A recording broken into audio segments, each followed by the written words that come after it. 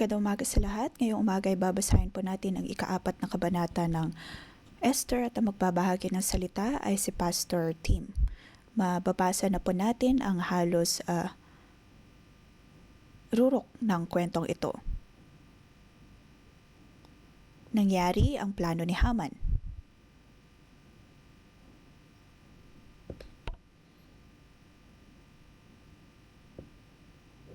At ang hari ay nag-utos o kaya naging parte ng planong ito ay ang paglipol ng mga Hudyo.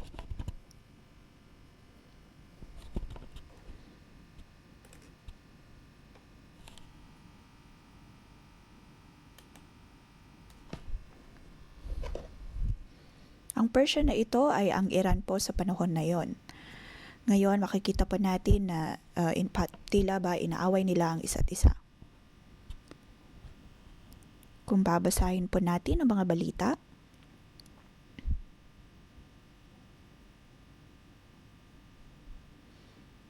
ang nais ng Iran ay ang sirain ng Israel.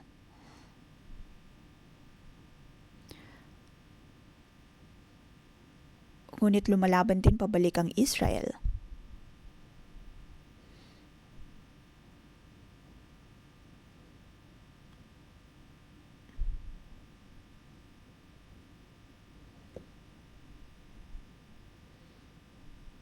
Kaya naman ang mga pag-ataking ito, ang paulit-ulit na paglaban, ay patuloy na nangyayari na ng kung ilang taon. Ang Israel ay espesyal. Lagi silang humaharap ng paglipol o kaya tinatawag na genocide. Katulad noong panahon ni Hitler, kung saan 6 na milyong mga Israelita ang namatay. Ganon din po ang Soviet Union, mga Katoliko.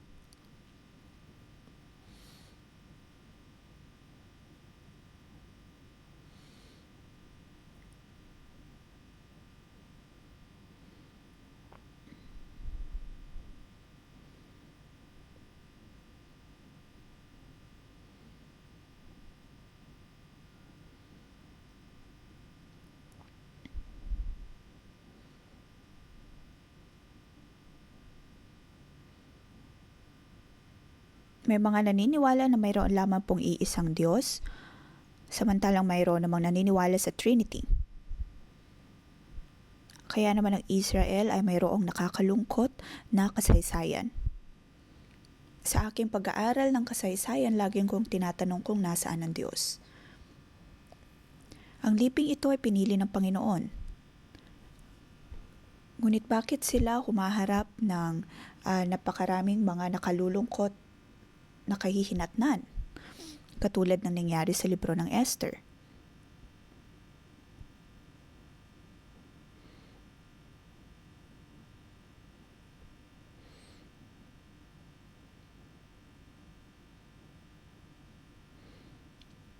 Kaya naman sa kabanata ding ito, maaaring napapatanong po tayo, nasaan ang Panginoon?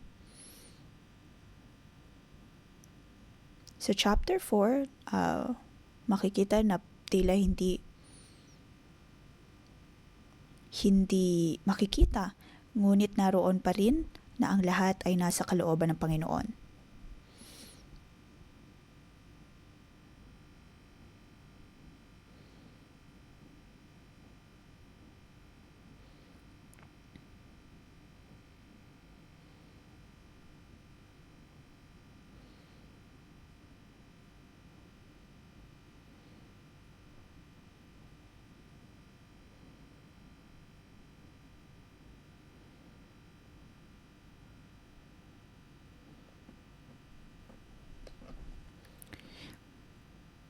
Makikita po natin kung paano tumugon si Esther o kaya si Mordecai sa Panginoon.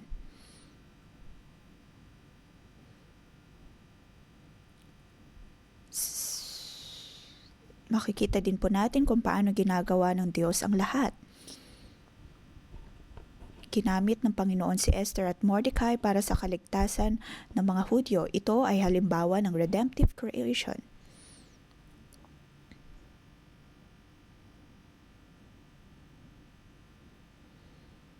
ginamit ng Diyos si Esther at Mordecai upang maligtas ang buong lipi ng Israel.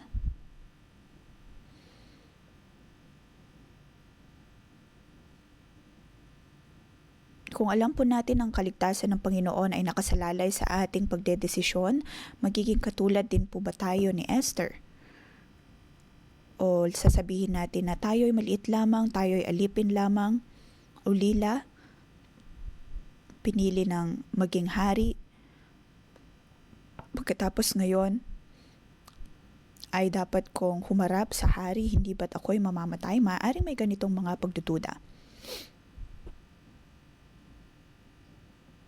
Si Esther ay maganda, ngunit kulang din siya sa kumpiyansa. Ngunit tinulungan siya ni Mordecai upang siya ay makatugon sa pagtawag ng Diyos. Kung tutusin, tayo man din po ay katulad ni Esther, nasa mababang punto ng ating buhay. Kung sa tingin po natin ang mundong ito ay puno ng kadiliman, maaari tayong mapatanong, Panginoon, nasaan ka? Katulad ng istorya ni Mordecai,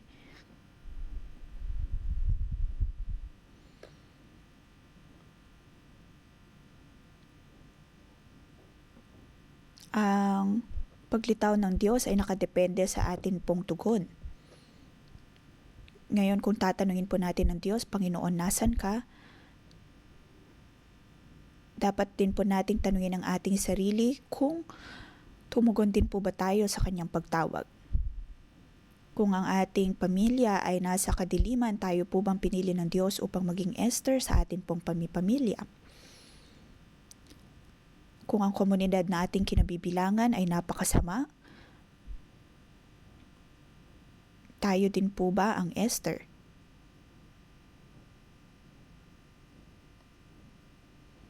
Tayo po bang Esther sa industriya o sa ating mga pinagtatrabahuan?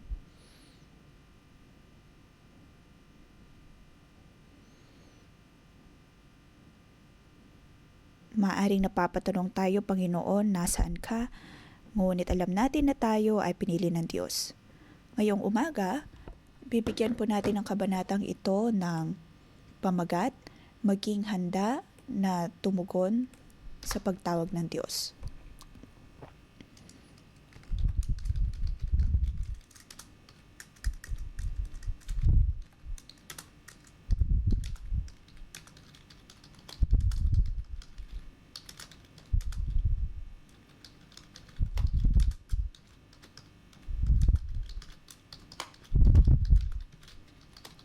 Unang bahagi ay mula verse 1 hanggang 3. Sa tatlong kabanatang ito na itala ang tugon ni Mordecai. At ang verse 3 ay ang tugon naman ng mga Hudyo.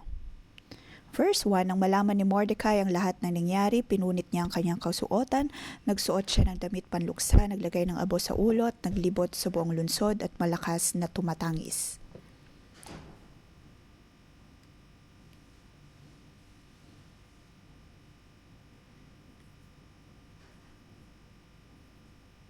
Dapat po nating tingnan mabuti kung paano tumugon si Mordecai at kung ano ang kanyang emosyon.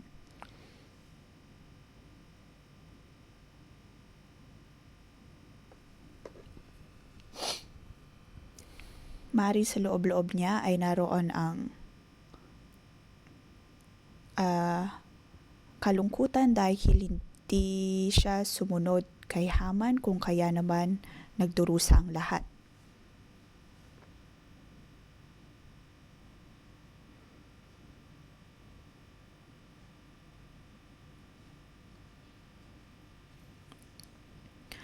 May mga pagkakataon na kung tayo ay humaharap sa paggawa ng maling desisyon, napapaisip tayo, sana naging mas maayos ang ating desisyon.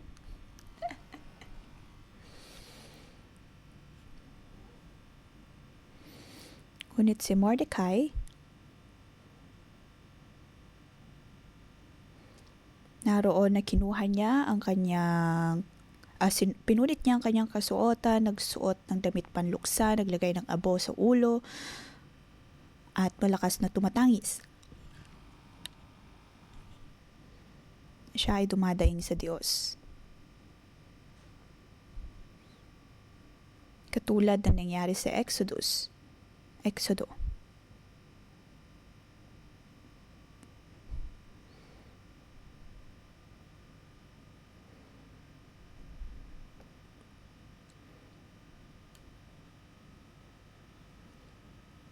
Ngunit ang kalungkutan ni Mordecai ay ginawa niyang panalangin. Sa kanyang kalungkutan, siya ay dumulog sa Diyos.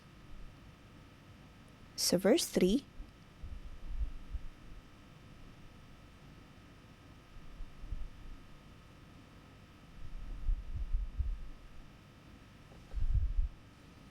ang mga Hudyo naman sa bawat lalawigang naabot ng utos ng hari ay nanangis ng buong kapaitan, nag-ayuno at nagluksa. Karamihan sa kanila ay nagsuot ng damit panluksa at naglagay ng abo sa ulo. Marami po sa kanila ay nanalangin.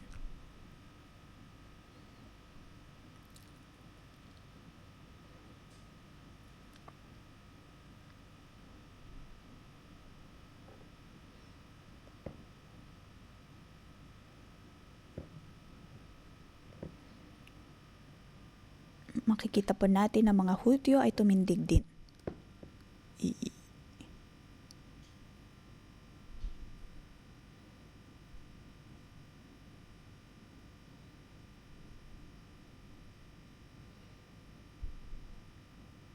Dito, pinoproklama ni Mordecai na ang Diyos na kanyang pinapaniwalaan ay buhay.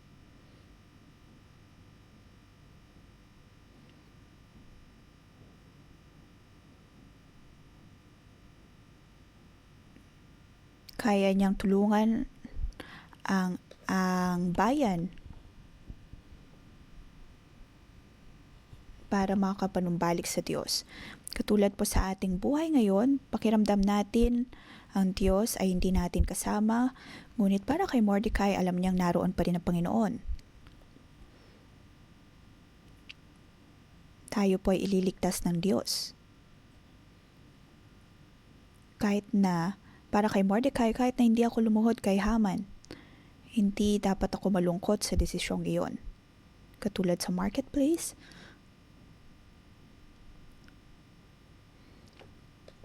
tayo po ba ay nanindigan para sa Diyos?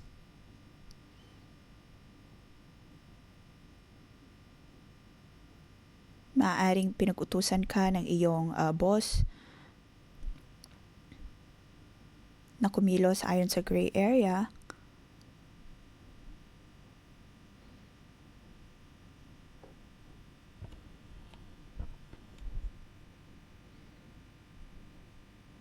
Ngunit maaaring sa marketplace tanging ikaw lamang ang sumusunod ng tama sa Panginoon.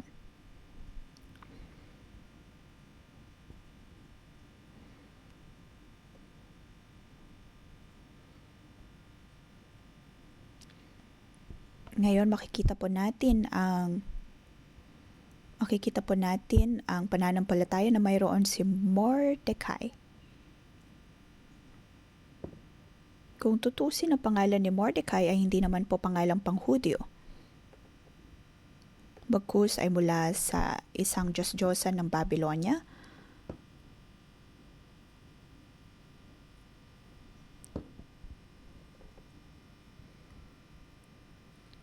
Ngunit naroon na mayroon pa rin po siyang Diyos sa kanyang puso. Kaya ngayon sa atin man pong pamilya o kaya ay pinagtatrabahuan, naway maging katulad po tayo ni Mordecai, manatili sa pananampalataya at maging makatwiran pa rin lagi. Magkaroon ng pananampalataya katulad ni Mordecai. Alam po natin ang kaligtasan ay magmumula sa Panginoon. Kahit alam po natin na ang Diyos ay nasa ating mga puso. Ipapakita ng Diyos ang kanyang kapangyarihan.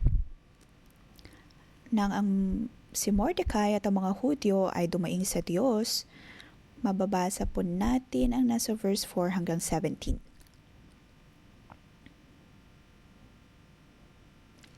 Iyon ang hindi direktang pag-uusap ni Esther at Mordecai.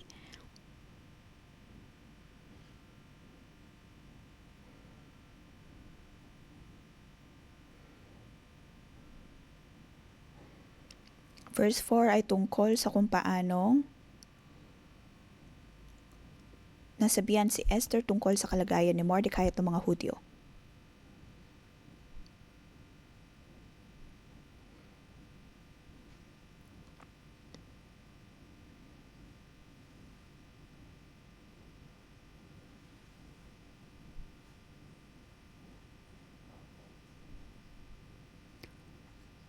Sa verse 9 hanggang dulo ay ang pag-uusap ni Esther at Mordecai. Sa verse 9, pagkat nagbalik si Hatak kay Esther at sinaysay ang lahat ng sinabi ni Mordecai. Ano po ang nakikita natin pagdating sa pakiramdam ni Esther?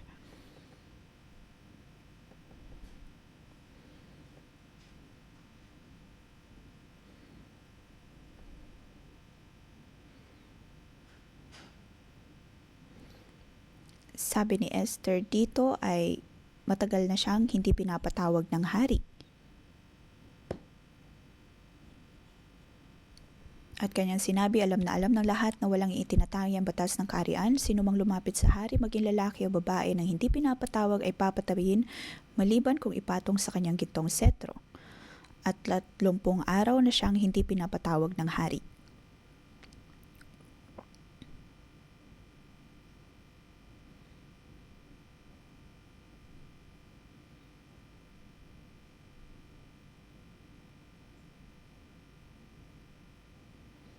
Siya ay malalagay sa panganib kung siya ay bigla na lamang haharap sa hari.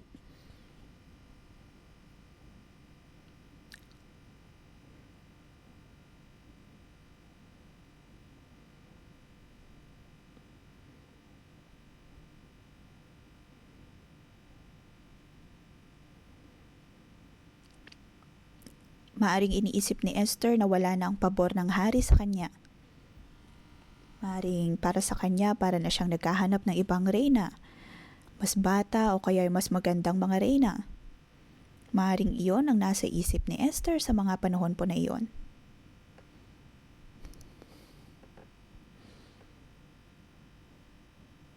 Dahil si Esther ay isang ulila,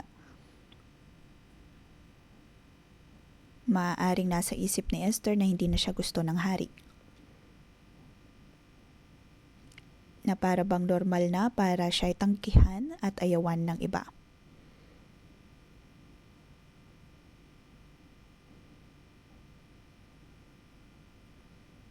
Ngunit sinabi ni Mordecai sa kanya sa verse 13, huwag mong akalaing dahil nakatira ka sa palasyo ay ikaw lamang ang makakaligtas sa lahat ng mga Hudyo.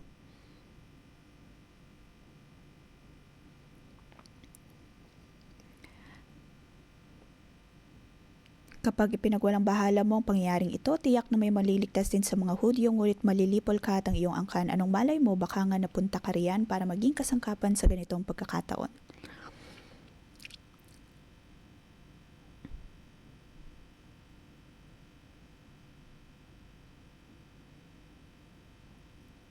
Para kay Mordecai, nais niyang maunawaan ni Esther na hindi dahil siya ay nasa palasyo ay siya lamang ang maliligtas.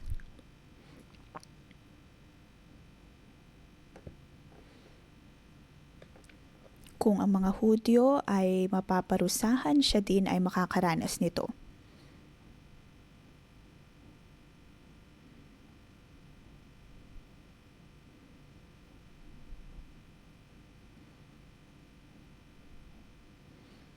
Maring para sa kanya, akala niya ay maliligtas siya, ngunit pinaalalahanan siya ni Mordecai. Si Esther at ang mga Hudyo ay nasa isang pananampalataya. Kailangan nila ang bawat isa.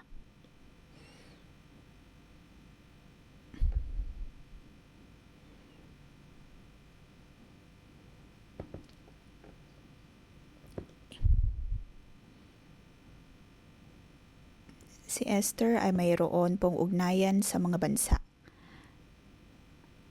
at hindi siya mahihiwalay sa katotohanang iyon. Ang pagtawag ng Diyos ay hindi lamang para kay Esther kundi para sa buong bansa. Kaya meron siyang responsibilidad na pangalagaan at magkaroon ng pakialam sa buong bansa. Ito din po ay pagpapaalala sa atin na hindi po tayo mahiwalay sa ating mga pamilya. Kahit anumang pakiramdam na mayroon po tayo pagdating sa ating pamilya.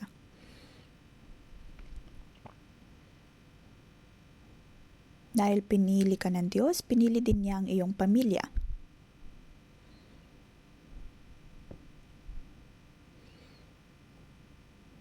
Kahit ang iyong pinagtatrabahuan, Diyos ang pumili sa lugar na iyon.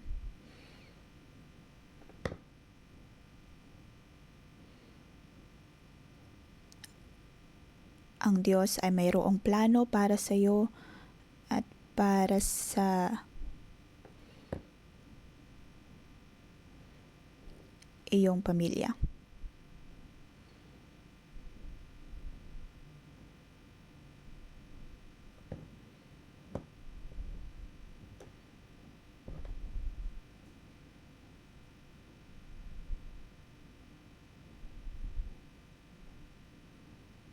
Kahit saan man po kayo dinala ng Diyos, dapat po nating tanggapin kung ang ating pagkakatawag.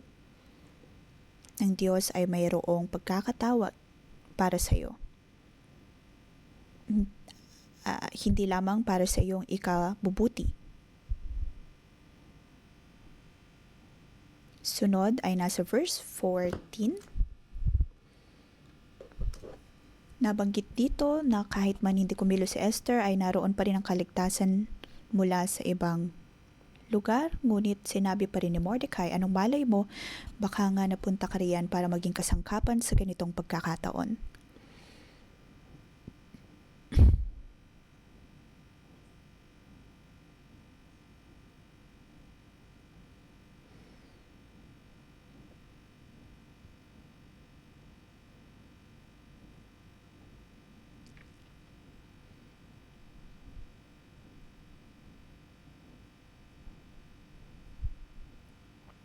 Maaring dito pa lang ay pinapagaling na din ng Diyos ang pakiramdam ni Esther bilang isang ulila.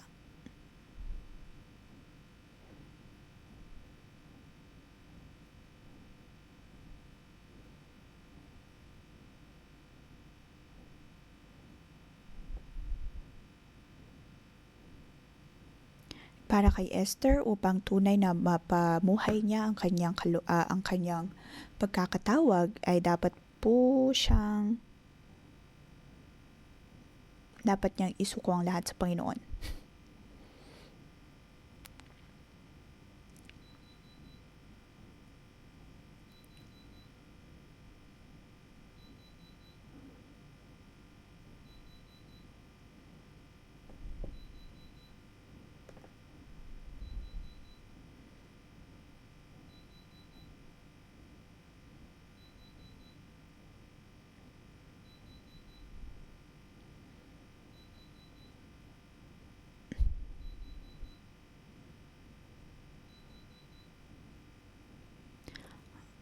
Noon ay tanging mga pinunong pari lamang ang makapapasok sa templo ng Diyos. Ang dakong banal ay kung nasaan ang presensya ng Diyos.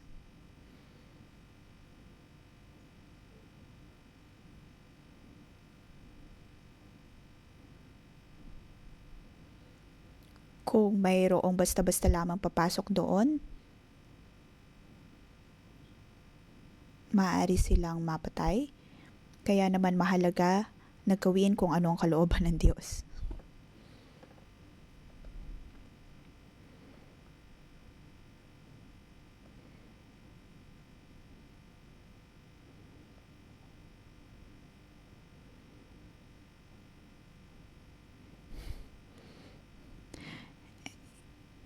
Kaya naman dapat na ibigay ni Esther ang kanyang buhay sa Panginoon, dapat niyang ipagkaloob sa Diyos ang kanyang buhay.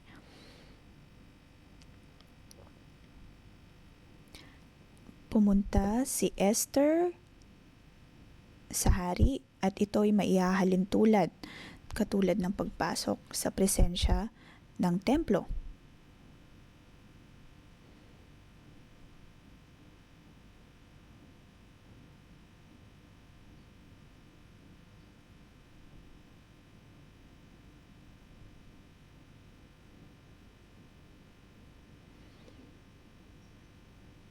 Ngunit sa ating paglapit sa Panginoon, dapat po nating tandaan na siya ay puno ng pag-ibig, puno ng kabutihan. At handa siyang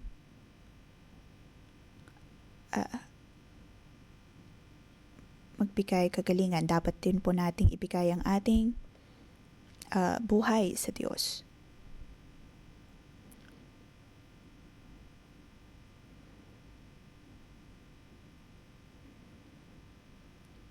Kaya naman kalaunan makikita po natin ang istorya ni Esther kung saan tumulog pa rin siya sa Diyos.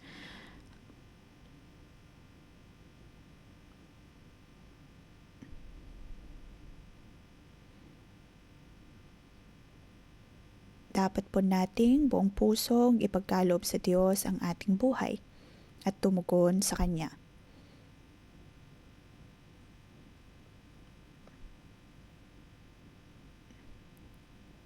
Ayon sa Espiritu, ito ay pagsuko ng atin pong buhay, ang pagsuko ng atin pong pagdedesisyon, pagsasakripisyo ng ating sariling kagustuhan,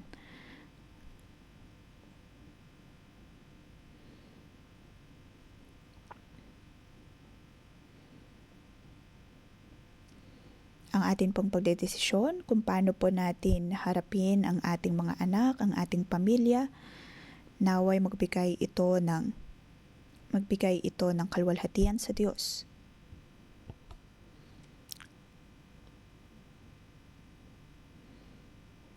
Bawat isa po sa atin ay mayroong kanya-kanyang kalooban. Ngunit dapat din po tayong sumunod sa Panginoon. Sa pagkakataong iyon, maaaring hindi pa gusto ni Esther na sumunod.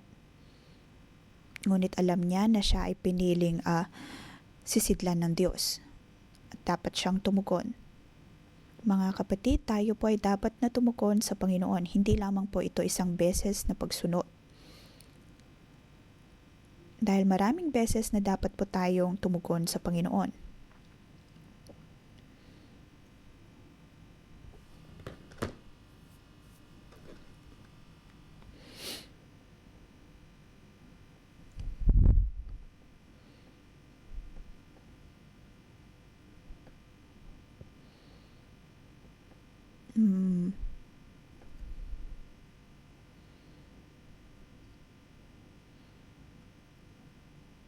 Dapat po nating siyasatin ang ating paraan ng pagsuko ng ating buhay sa Panginoon.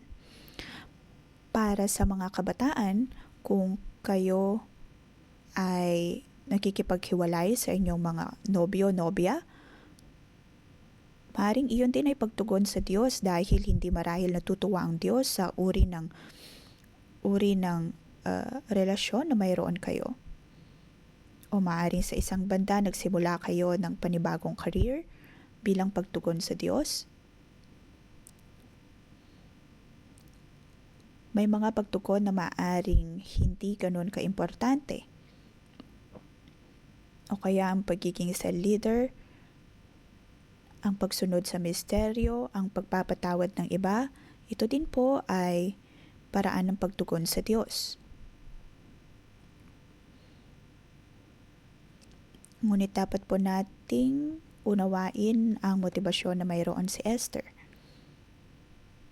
Kung paanong isinuko niya ang kanyang buhay sa Panginoon. Ibinigay ang kanyang sariling buhay sa Panginoon.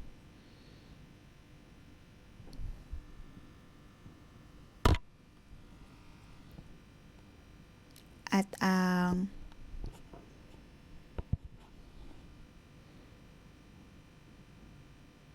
ang ating pagtugon ay maaaring maging hudyat o kaya maging gamitin ng Diyos upang maipakita ang kanyang kaligtasan.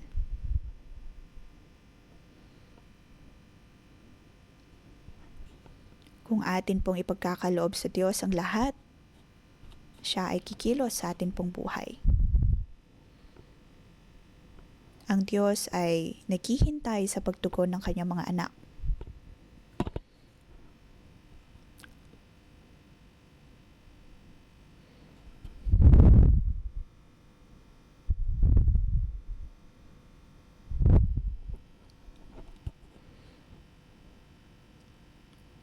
Ginamit ng Diyos si Esther.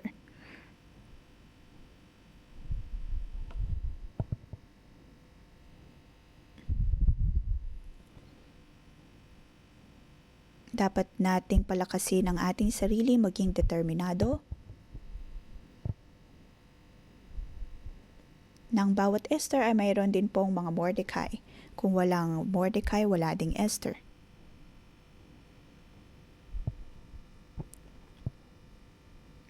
Kung nais natin maging katulad ni Esther, maaari po natin tanungin sino ang ating Mordecai.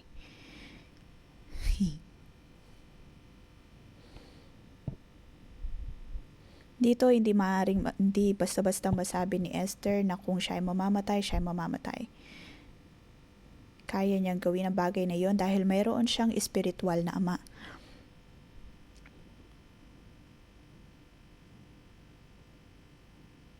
Ang buong bansa ay nagtitiriwang kasama niya.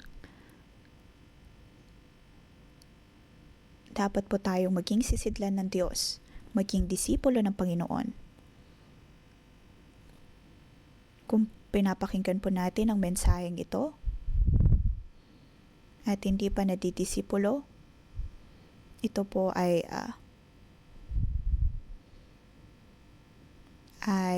pangunahing punto upang maging sisidlan ng Diyos.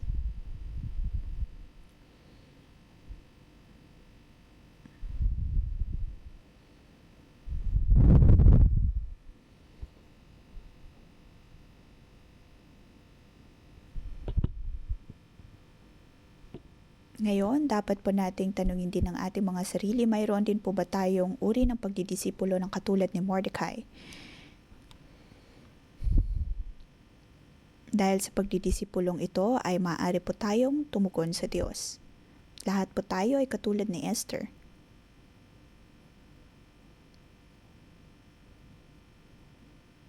Kailangan po tayo ng henerasyon na ito.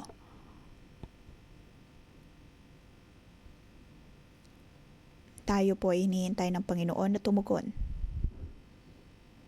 upang makita ng iba ang kapangyarihan ng Diyos. Naway maging handa po tayo na sisidlan ng Panginoon. Tayo po ay magpuri at magpasalamat sa Panginoon.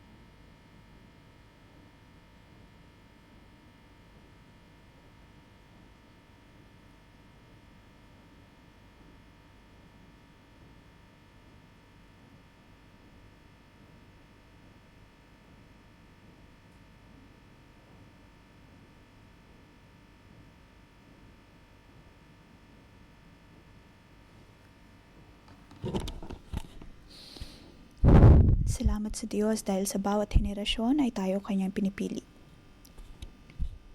Kahit na tayo ay nahihirapan, Panginoon, ikaw ang aming kaligtasan.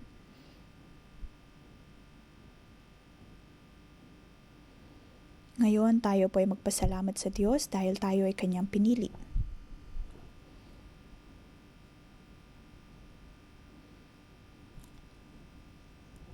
Tayo magpasalamat dahil ang Diyos ay patuloy pa rin tayong sinasamahan sa ngayon.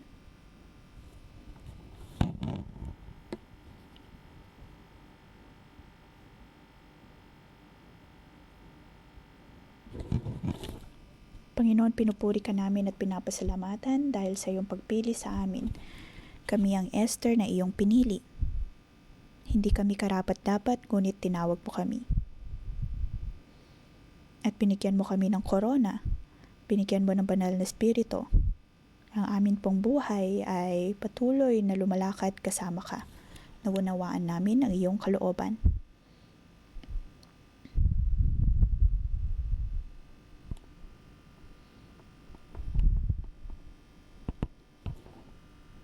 Ang pagbabago, kaligtasan ng mga Hudyo ay nasa kamay ni Esther. At katulad niya, O Diyos, ay kami nagpapasalamat sa amin pong pagkakakilanlan. Tayo po ay tinawag ng Diyos para sa isang espesyal na hangarin.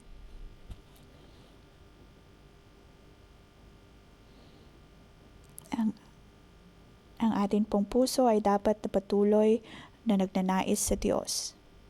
Naway kumilos ang banal na espiritu sa atin.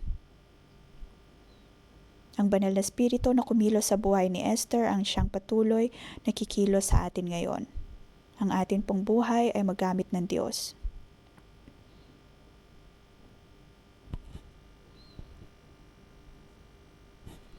Panginoon, kami ay nagpapasalamat sa iyo dahil kami ay iyong napili. Kami ay dumadaing sa iyo, O Diyos. Ang iyong pag-ibig ang siyang patuloy na pumupuno sa amin.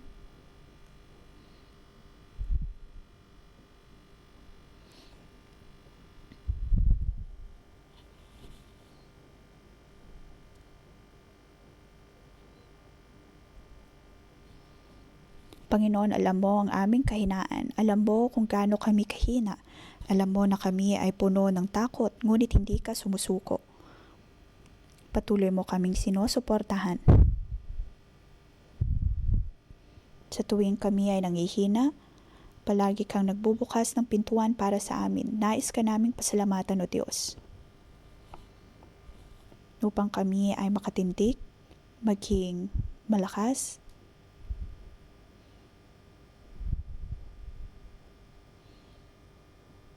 Panginoon, maraming salamat sa iyong pagpili sa amin.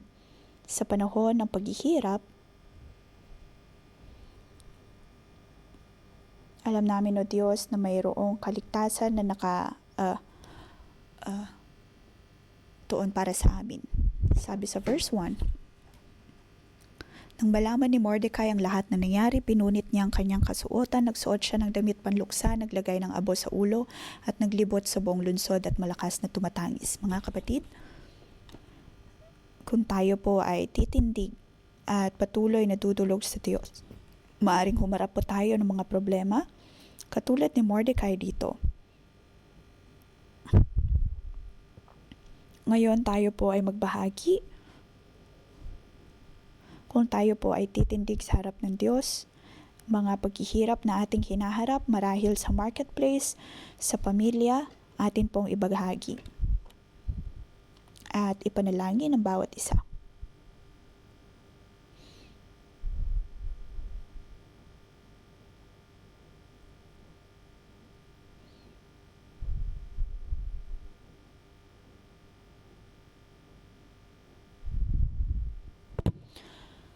Kung tayo po ay katulad ni Mordecai, maaring kung maninindigan po tayo, maaring tayo ay masasaktan din o kaya ay mahihirapan.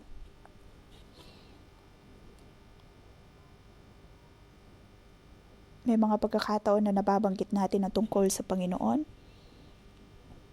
at hindi ito gusto ng ating mga kamag-anak, paano pa tayo tutugon?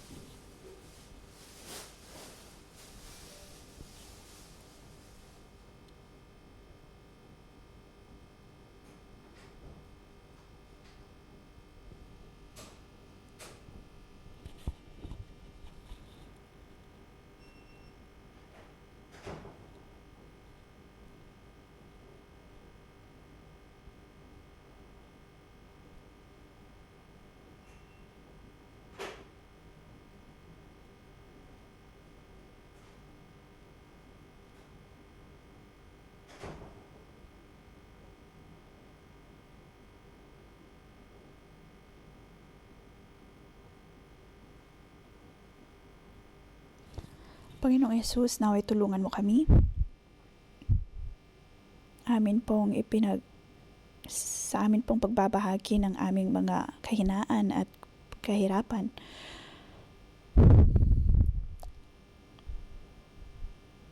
Sa mga pagkakataon na para kami na mababang aming kumpiyansa,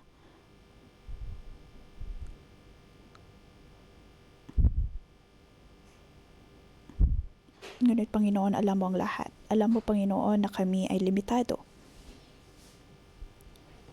Ngunit ikaw ay makapangyarihan. Panginoon, naway tulungan mo kami. Panginoon, kami ay handang tumayo.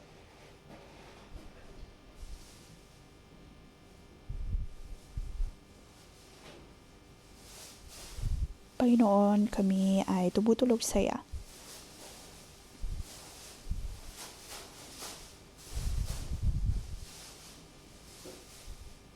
Panginoon, ang aming ugnayan sa iyo, ugnayan sa ibang tao.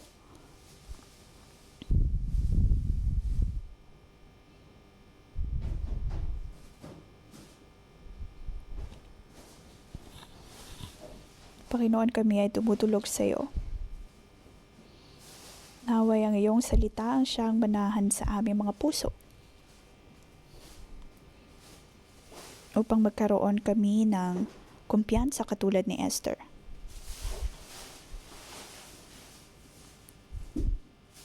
Panginoon, tulungan mo kami. Panginoon, tulungan mo kami.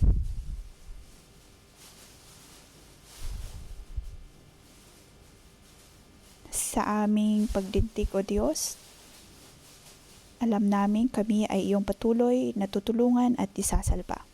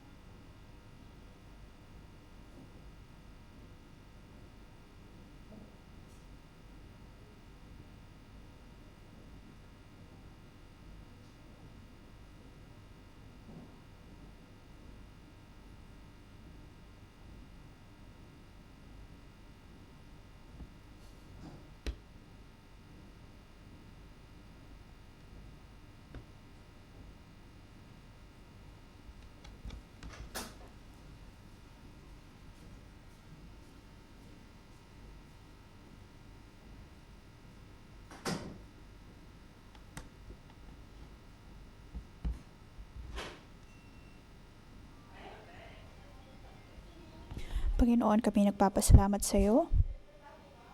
Pinili mo ang bawat isa sa amin at kami tumutugon ayon sa aming pagkakatawag. Amin pong ibinibigay ang lahat sa iyo.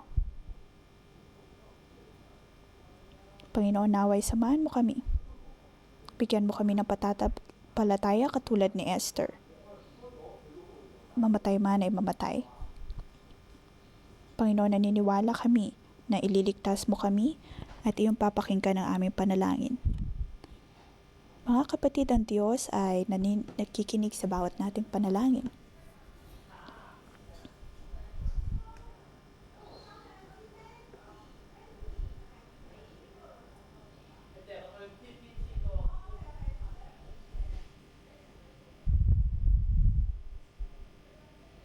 Naunawaan po natin ang pagkakatawag ng Diyos sa atin.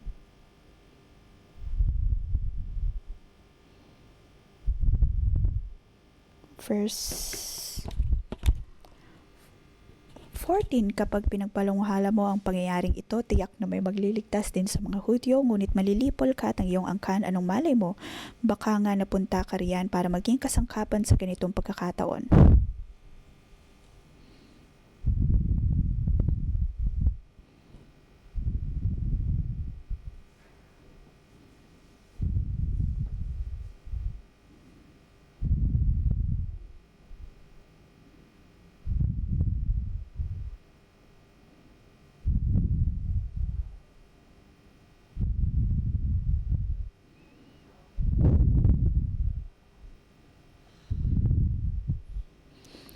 Alam po ba natin ang panahon na kinabibilangan natin ngayon?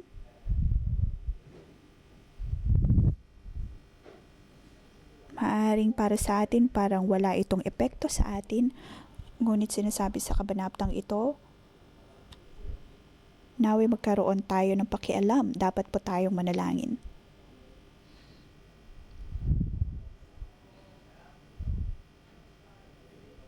Ang atin pong panalangin ay magdadala ng pagbabago sa mundo. Tulad ng kung paanong ang panalangin ni Esther ay nagdala ng pagbabago sa buhay ng mga Hudyo. Kung naniniwala po tayo, ang ating panalangin ay magdadala ng pagbabago sa mundo. Tayo po ba ay handa na manalangin para sa ating iglesia, para sa mundo, para sa mga bagay na nakapaligid sa atin?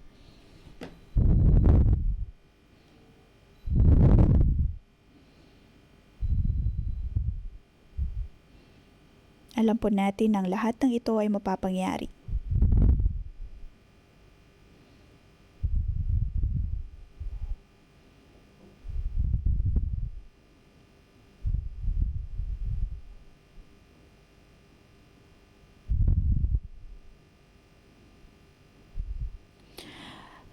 Ngayong linggo ay ang paglibing po para sa aking ama.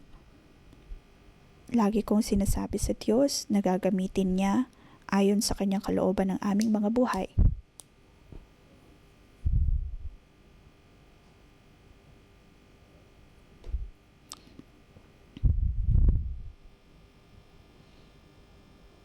Tayo po ay gagamitin ng Diyos upang maibahagi ang ebanghelyo ng Panginoon at ang kaligtasan niya sa iba.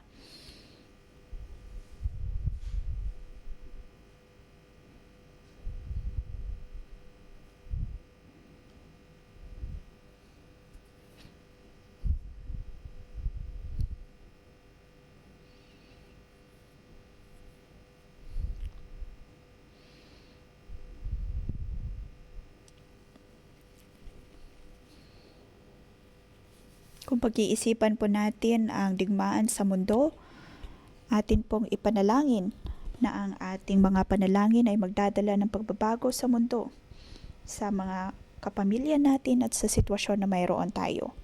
Kayang baguhin ng Diyos ang lahat.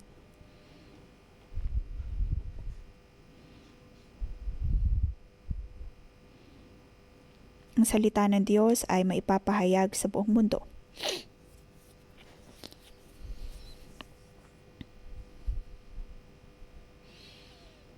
Tayo po ay pinili ng Diyos sa pagkakataong ito para manalangin.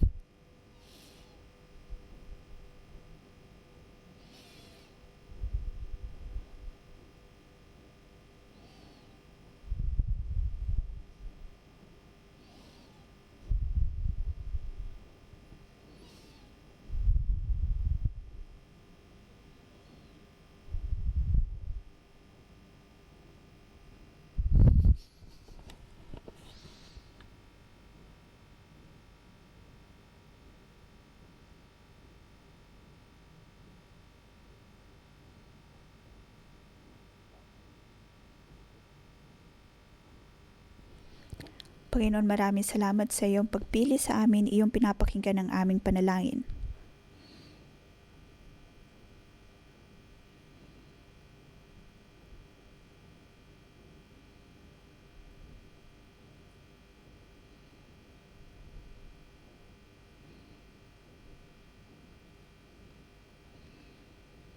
Paparating na po ang piyesta ng Purim. At maaring tayo ay papasok sa diwa ng pag-aayuno. May isang coworker na nagbahagi na siya ay nag-ayuno ng 3 araw upang ipanalangin ang kalooban ng Diyos na mapangyari. Kaya naman ngayon akin pong sinasabihan ng lahat, maaari din po tayong mag-ayuno. Bago po ang Purim, tayo po ay manalangin at mag-ayuno. Sa taon po na ito ng Deep and White, ang atin pong pag-ibig ay lumalim pa at lumawak pa.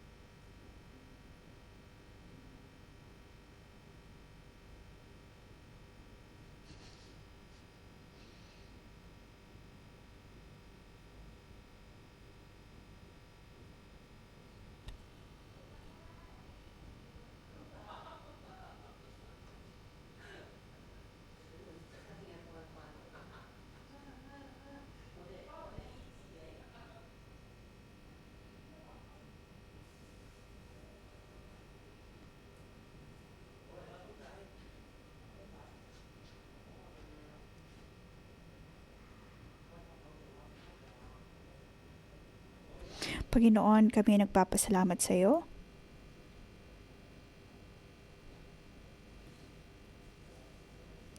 Alam namin, O Diyos, na makikita namin ang Panginoong Jesus balang araw. Pinili kami ng Diyos at alam namin, O Diyos, na sa pamamagitan namin ay magkakaroon ng pagbabago sa mundo. Ngayon ay tinanggap po natin ang pagkakatawag katulad ni Esther, aking pinagpapalang bawat isa na maging Esther ng kasalukuyang henerasyon.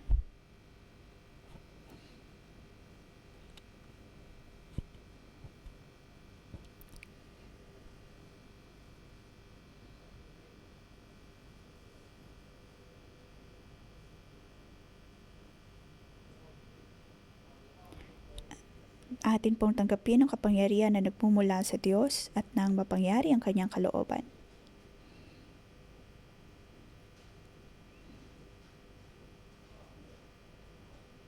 Ngayon, tanggapin po natin ang kapangyarihan ng panalangin maniwala sa diwa ng panalangin. Ang Diyos ay patuloy na kumikilos upang baguhin ang ating pamilya, ang ating kumpanya, ang buong mundo.